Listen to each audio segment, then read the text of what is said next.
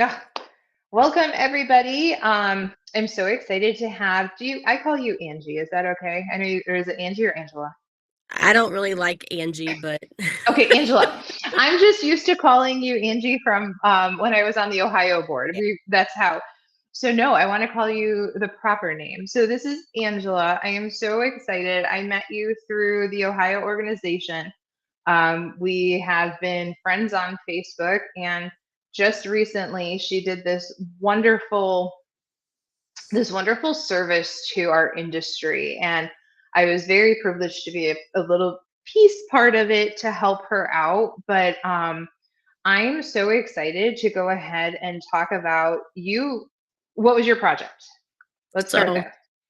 so I spent the time to put an apprenticeship together for the state of Ohio, and I was in communication with the U.S. Department of Labor in regards to it, since there was no apprenticeship program set forth for groomers. The only thing that you could find would be how to take care of the animals, like a boarding situation or a training situation. So those are the only kind of apprenticeship programs that they had for groomers to use. So don't mind me, I'm sharing on the group, which I have to do it through my phone. But so if you're looking, I am paying attention. You're fine. Um, I just wanted to let you know. So that's awesome. So first, let's outline what apprentice, like, let's even go backtrack. Like, what does an apprenticeship mean within a trade? So basically, an apprenticeship program is something that you have somebody who wants to learn a trade, which would be the pet grooming, and then you hire them to learn basically while they're earning money. And typically, since they're not a groomer yet, then they obviously wouldn't get grooming pricing. And then if they are not going to be bathing, but they're going to learn to groom, then you would pay them a certain salary that is feasible for them to basically make money while you're training them how to groom. The ultimate goal is to train somebody to be able to either work in your business or for them to go off and be able to start their own program being a groomer. And so instead of going to school, this is just kind of another way to learn how to groom properly, is why I set it up. So the curriculum and everything is out there to be used. Um, I want to help our industry succeed. And I know that with the whole COVID and everything, we've had a lot of groomers either retire because, the prices were going up and they didn't want to raise their prices. People don't realize that how backbreaking it can be to groom. I've been a groomer for 26 years, actually, this April. And so I'm about to be 50 and I can't keep going at the rate that I'm going. So Mm-hmm. eventually I'm going to have to take a step back from actually actively grooming. And so I want to help the community by teaching people the proper way to groom, basically, and what they need to help with the industry so it'll stay here longer. Our industry's not regulated. So, Yeah. So you touch base on a lot of things that are passionate to me, mhm, right? I very much we need to elevate and become more professional mhm, in our industry, right? I agree. And there isn't a lot of set standards, which is wonderful. Like, it's wonderful, but a bad thing at the same time, right? So it's nice that we have a lot of different means to be able to learn. But when it comes to the actual standards, we lack in that. I see it a lot in the classes, Yep. or I lacked on the business side. Like, I had no business starting a business when I did. But through trial and error and stuff like that. But what I think is really cool is I come from a facility, like, I've trained so many people up into grooming. I like that there is, obviously, I have what I use or I do, which has worked Mhm. for me and my business. But you mapped out someone can take what you mapped it out for them, and they Yep. can train someone up, Yep. which is amazing. So as far as that curriculum goes, like that list, how did you figure that out? Or where did you Um, come up with it? so I have been grooming for 26 years, and I have taught at least 9 or 10 people how to groom from zero to complete groomer. And so from years of, and then I actually went to school for grooming. So I went to school I went to 3 different schools for grooming. Oh so gosh. Okay. so I went to Dayton Academy, that taught me how to do pet grooming. And then once I got my certificate for that, I got into poodles back in 2005. So I went to another school up in Ohio. It's called Ohio Academy of Pet Styling, which is, neither one of these schools are no longer there. And then I learned a lot more about the hand scissoring and everything when it comes to show poodles. And then I went to cat grooming school. I was one of the last to go through National Cat Groomers before it now has been dispersed into certifiers and trainers. Um, so with everything that I took in from my experience at schools, and then just over the course of the last person I trained completed to be a groomer, she became a groomer basically in 2020, right when the whole COVID and everything Hmm. hit. That's pretty much when she finished up learning and she was able to go on her own and to be able to groom. Because that's the thing about going to school. School usually is like for to learn to pet groom for dogs. My school was right at under 600 hours, but even coming out of that, I still wasn't. Uh, I didn't feel comfortable just opening up a store and say, "Okay, I'm a groomer," because I still struggle with heads and Hmm. certain things.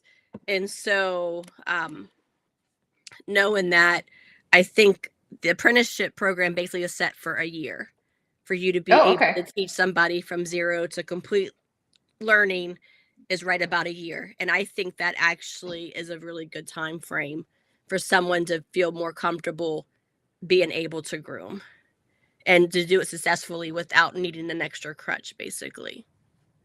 No, I like that. And it's very realistic. It's realistic to hire in a bather. So I had the issue a lot of the times is really getting across to a new hire bather who wants to get into grooming. The actual time frame and a realistic time frame of having to do that. Mm-hmm. And, you know, obviously you can go to any of, I don't want to say any, but a lot of the corporates that have schools. Mm-hmm. And I tell them, if you want to fast track, I'm not it. Not saying that's a safe option for them or it's a good option for them, but if they want to fast track, it's always hard to relay how long it will actually take. Yep. So I like that you laid it out in a year, and that is a really good time, um, a nice time frame. Yeah, I agree. So, yeah. So now this is going completely new person bather, correct? So it's a curriculum to be able to move on up. Yep.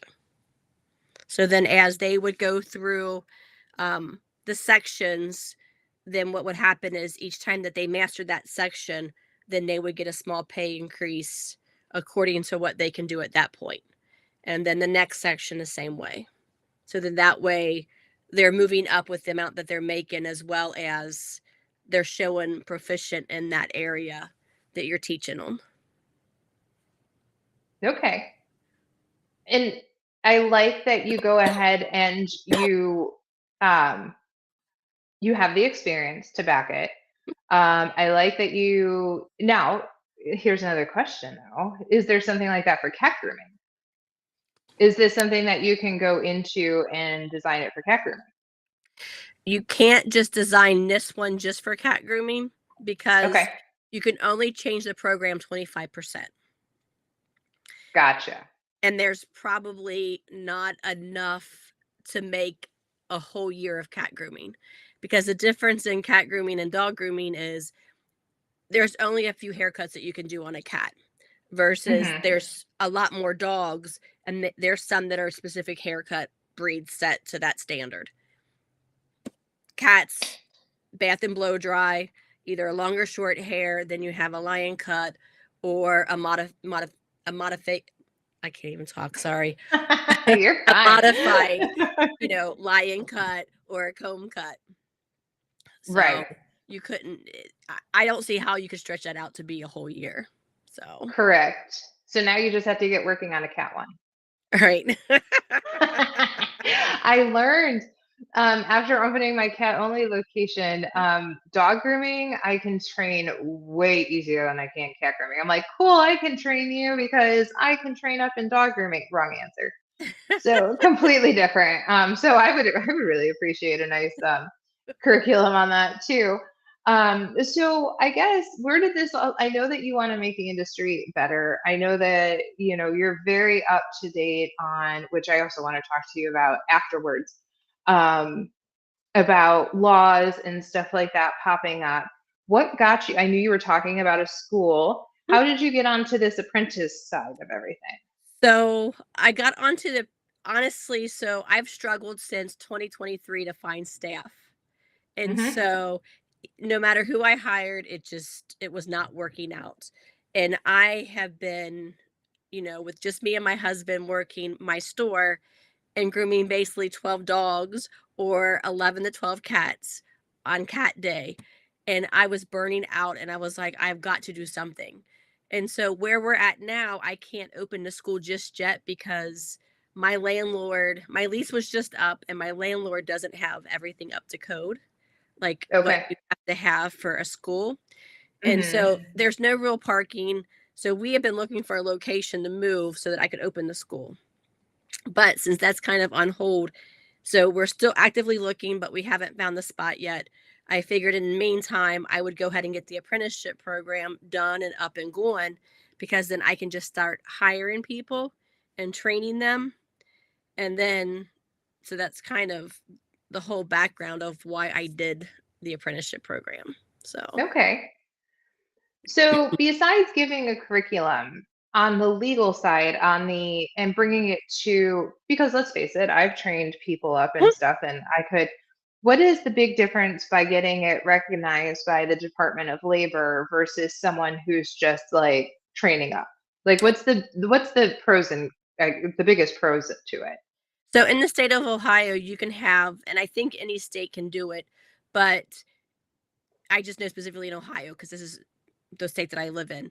But so I can take my outline, give it to them, and say I want to hire for apprenticeship program.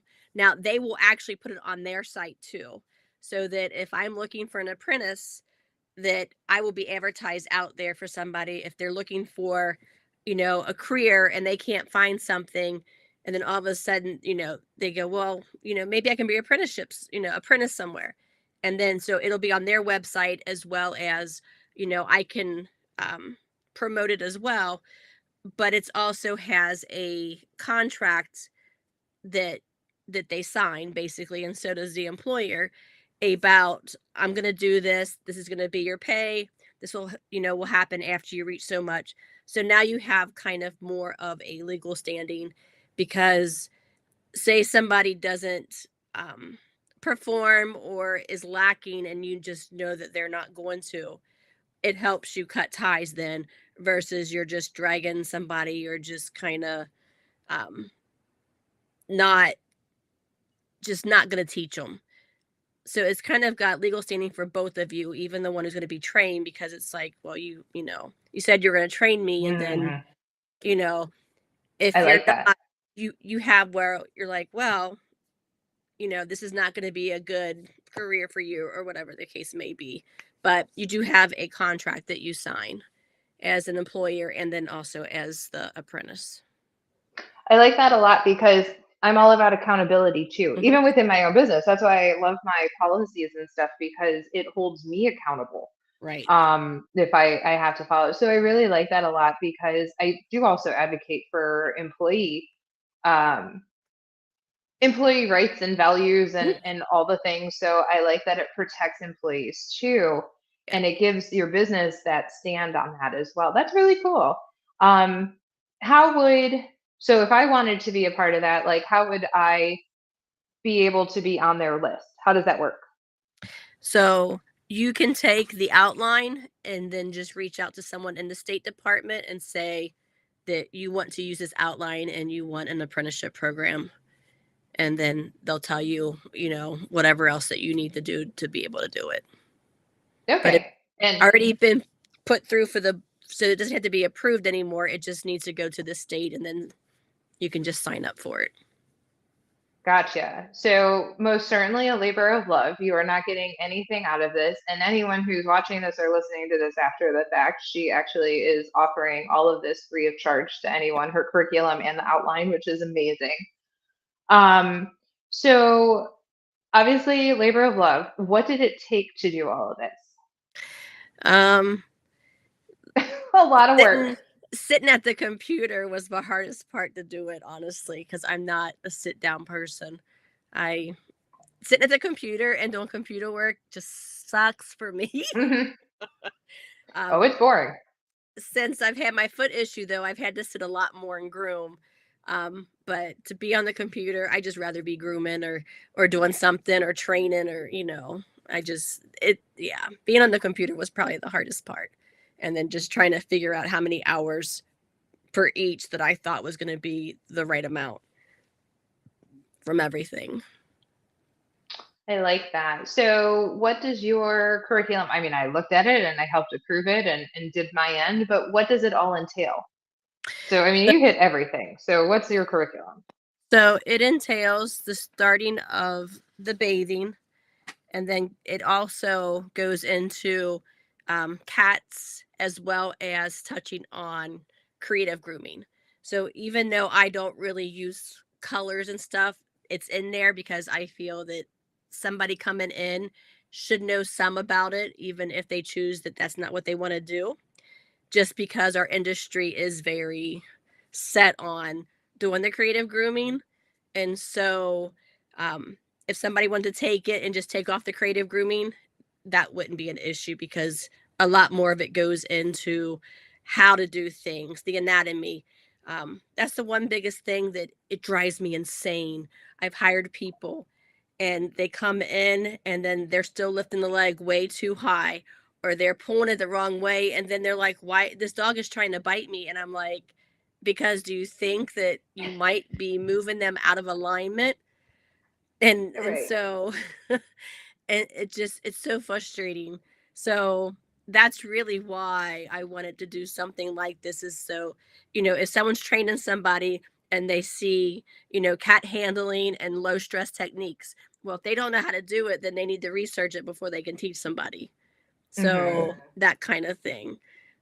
But it's all set up to, you know, to bathe, what shampoo your products are, the proper drying, how do you dry, and then the coat types, all the many coat types that you should learn about, and then it goes on to, you know, your when I was going to school, no one talked about wearing masks and stuff like that.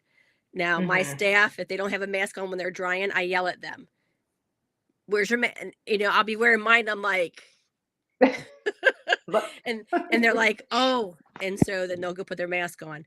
But it's just one of those things where um I want to make sure that, as little is missed as possible with each person learning how to groom.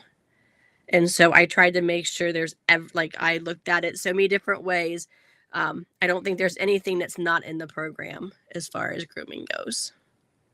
Well, and for someone who's trained a lot of people up, and the older I get, and the more I'm in this, I mean, I think I'm on 28 years. It is so easy to forget things. I forget it all the time. Even something as simple as, and it has nothing to do with not having the knowledge or not wanting to teach it, but even something as simple as how high, teaching prior how high up to have a back leg or how to hold the Mhm. front leg properly. It has nothing to do with I don't know it or I don't want to teach it. I forget about it because it's so second nature. I've been doing Right. this for so long. So I need checklists. I need something because that's actually why I have a hard time cat training, because it is such an innate response with me that I can't explain it. I learned on sedated cats at our, well, I actually learned, I worked at the vet clinic for 13 years. 2 years prior to that, I did work at a facility, and the one lady was like, "Here, you want to groom a cat?" I didn't know any different. I'm like, "Sure, why not?" And so I didn't, I never had a fear of them. And then at the vet clinic, I learned my speed on sedated cats because we could sedate cats. Right. But I did also learn handling because I also didn't try without, I would never take another groomer's word. And the only reason why is because you never know if that animal may have a reaction to where they were at, the environment, the groomer.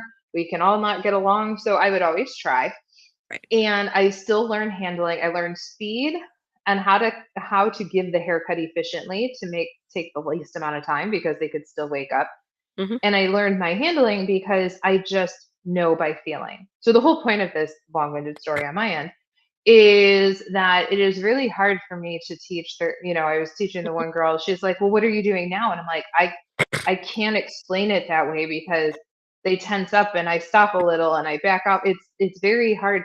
So we forget things when we're training. I mean, even when I get new bathers in, I forget to tell them things. I'm like, Yep. and I have to go add it onto my list. So I love that you don't have to think in this. Because like I said, we all forget. There's a Hmm. lot of things because our grooming's been passed down over years. Yep. That's it. It's been passed down. So we were talking a little bit beforehand about the different organizations too. So like one of the programs that is near and dear to my heart is the PGC. I really love what it stands for. I was one of the first people who got my certification, my credentialing. And you have designed this that as long as I like what you said, the teacher has to know everything, right? Like the teacher Hmm. has to know these things, and you're only as good as your teacher in anything, in my Right. opinion. Um, and you designed this with NDGAA, PGC, and anything. What was the other one? National Cat Groomers. Okay. So you designed this to be able to like everything that they would learn through your curriculum, through your outline, would then go ahead and be able to hopefully, or they should pass the test. Correct. That's awesome. Yep. So I really like that a lot.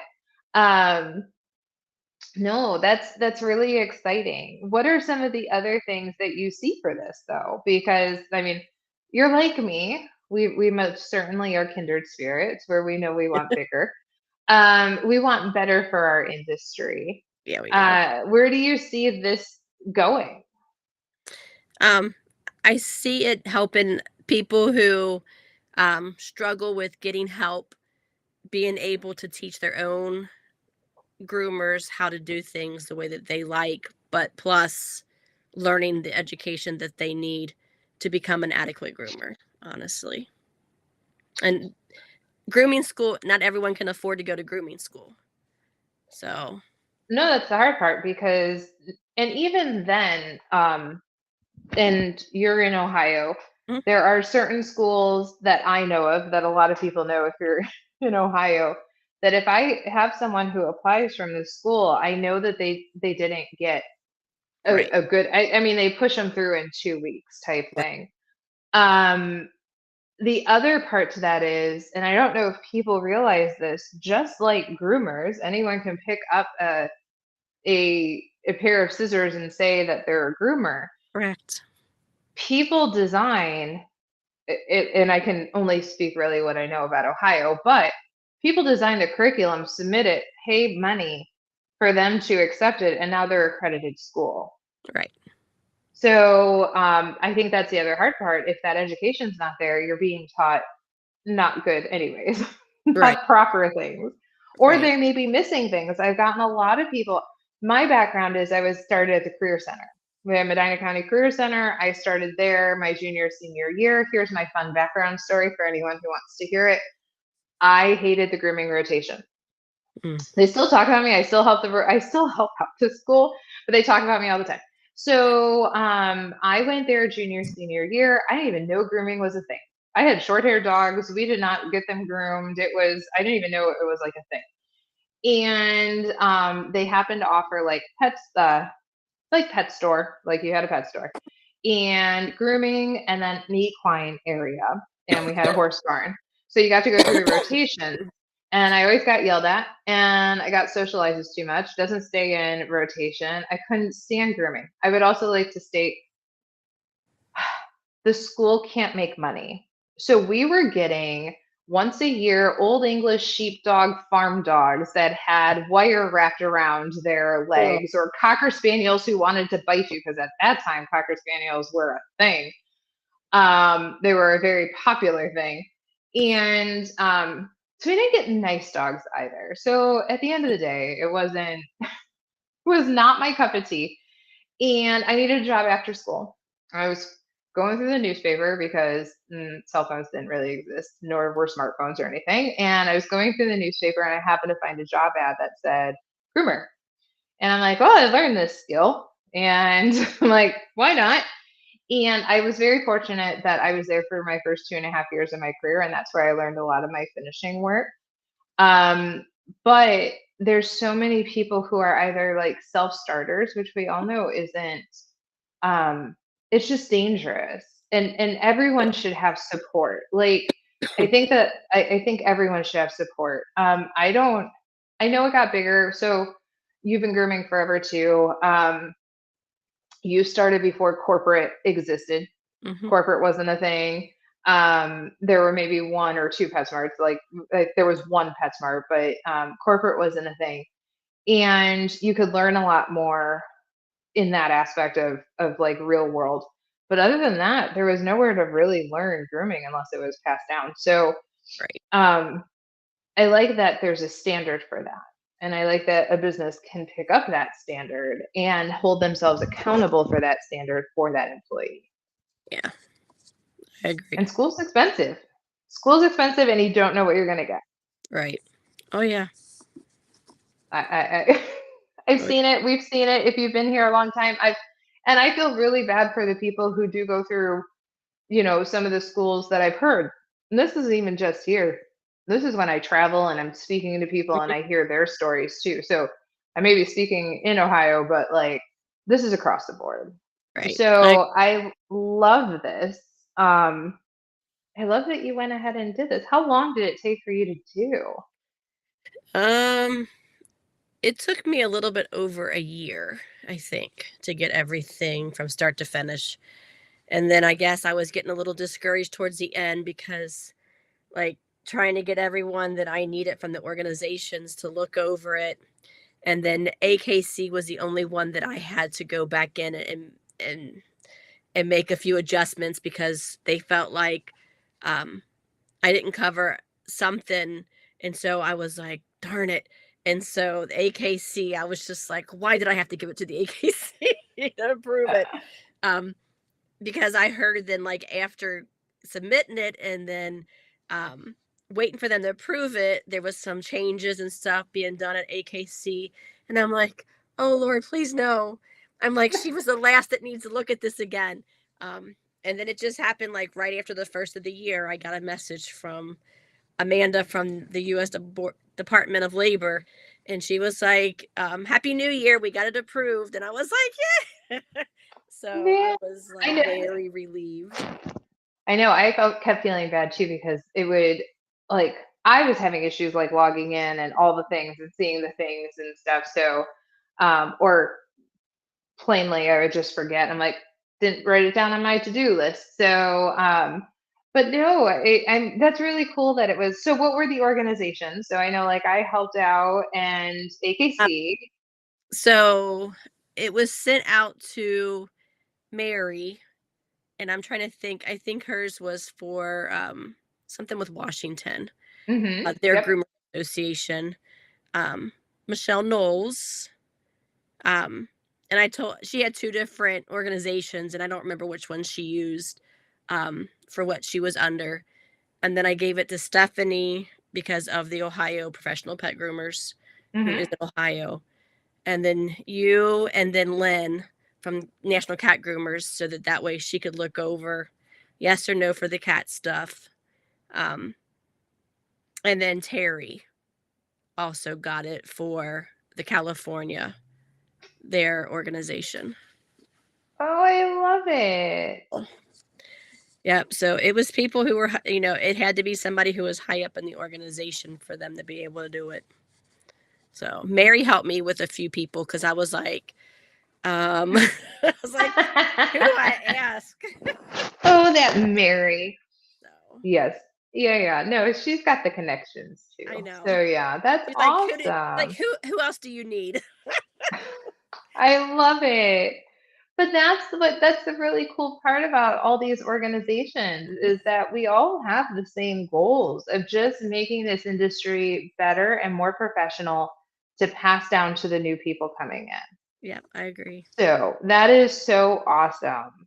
How can people get your outline? And I know you told me how to do it for the state of Ohio, but if you want to reiterate like what people can do with this to their state and see, because you can only speak Ohio because that's what you know, and see what their states can do with it. So how can they get this stuff, and how do you go to the state with it? So you can actually find me on Facebook. You would have to message me. My mess or my screen name is Angela Marie Davenport Sexton. She's easy to find, or you can like ask me. I can help you find her. Yeah. She is really easy to find on there.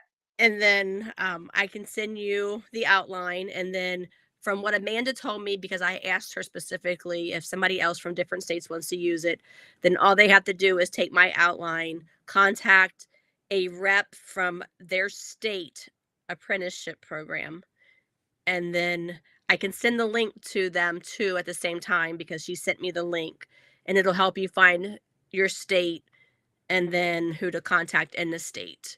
And then you just tell them that you want to have this outline as a job form, and then they can do it for you since it's already been approved through the government Department of Labor.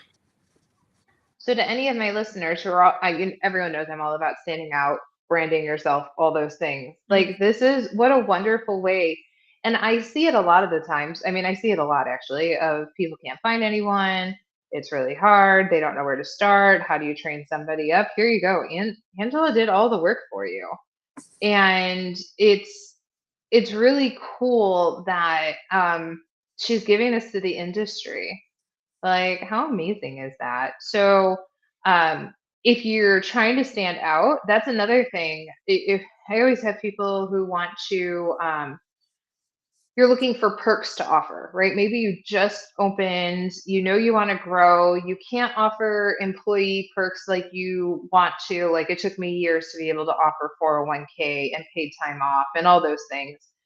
And this is a really cool perk that you can say, I offer this through the state that will, you know, like this state approved and it's contractual. So you're protected. The employee is protected too. And how cool to elevate yourself to say, I'm looking out for you. That's a work culture thing. Mhm. That's amazing. I love that. I don't know if you guys can hear my dogs. It's very nice in Ohio right now, and they like to bark at other dogs. So that's awesome. Find Angela on Facebook if you need to reach out to me. I can also put it in show notes. Like this will be turned into a podcast, Angela. So I'll give this to you as well, obviously, Okay. that you can go ahead and share if you want to get the word out.